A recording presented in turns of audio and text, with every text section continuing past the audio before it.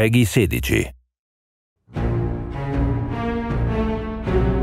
We want to make Destiny weird again. We want to bring the hobby back. That's what we've been saying all year. The plan in year 2 is that there's something new to chase, something new to do, some new experience that's happening every week, every month, year round. If we take everything we learned from Destiny 1, including the expansions like Taken King, take everything we learned from Destiny 2 on top of what we've learned from the fans and the players, put that all together in one package, we think that's what Forsaken's going to be, and we're super excited about it. Patch 2.0 is the release that comes out on 8/28. It's the big update getting ready for the Forsaken expansion. Yeah, giving you a chance to see all the new changes and kind of where we're going with Forsaken. First thing you're going to see is the new director. It looks very different. There's a lot more announcements on the director screen itself, and the director layout will be updated. We've added a lot of ways to get power, a lot of ways to like track your milestones and track your quests, and they didn't fit in the milestone blade anymore, so we've taken a lot of that stuff out, and now a lot of them live as quests in the pursuit bucket. There's weapons changes that we're prepping. So we've increased vault space by 200 slots. Yeah. First thing you're going to want to do is dismantle everything that you don't even need.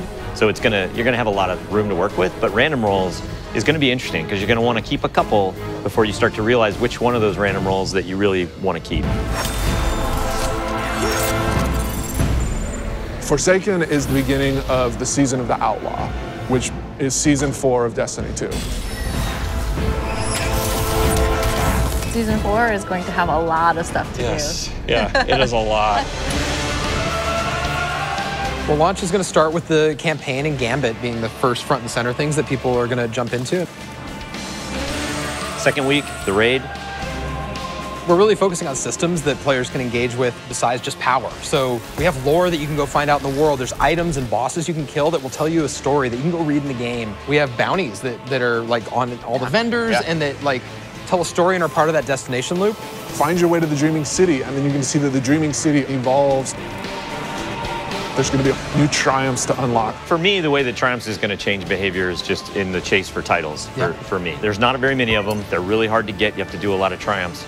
But when you get to put that over your head and nobody else has it, it feels good to walk around the tower. Yeah. When I see one in the wild, I'm going to be like, that person is a god to me. Yeah. I say god a lot in these things. The start of each one of the seasons, and there'll be 4 of them a year, is where we're going to reset and refresh events and rituals and holidays that players are going to want to play in that will have rewards available to every player. In that first month, you're going to be able to play a new PvP mode called Breakthrough. And so that'll come out, and so we're really excited to have people play both that and the new Iron Banner with power enabled with the new weapon slot changes and the new sandbox balance tuning. So we think that's going to be pretty exciting. Yeah. We try to ensure with all of the seasonal content that there's exciting short-term chases for someone who just wants to log in and try out a new event or a new experience. And if you really want to grind your face off, there's also rewards that'll be exclusively for the most committed, most skilled Destiny players.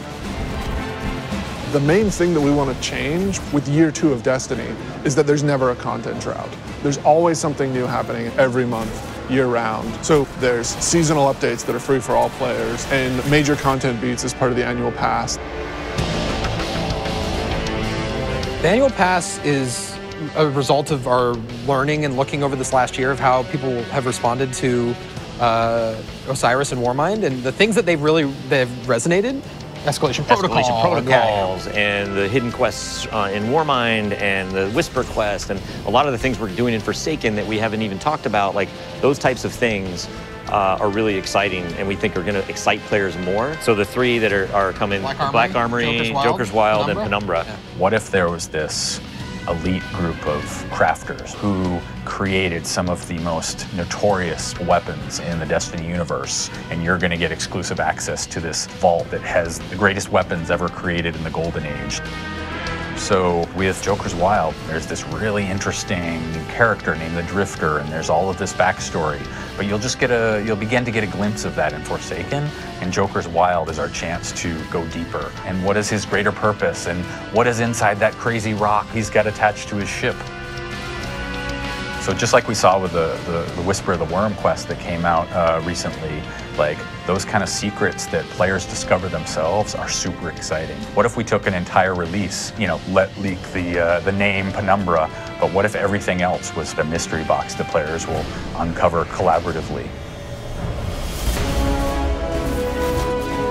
It's not since Taken King that I feel like we took a game, we got a lot of things right, we got a bunch of things wrong, and this is our chance to go back and reset the ledger. I mean, there's so many different things that Destiny 2 did that set us up for this, and then Destiny 1 did a bunch of things that we'd walked away from at Destiny 2's launch that we're embracing again, and so Forsaken takes the best of those worlds and puts it into one package, and we do think it's the best version of Destiny. And then adds more, something absolutely. new. I mean, yeah, honestly, it's what the game needs to be.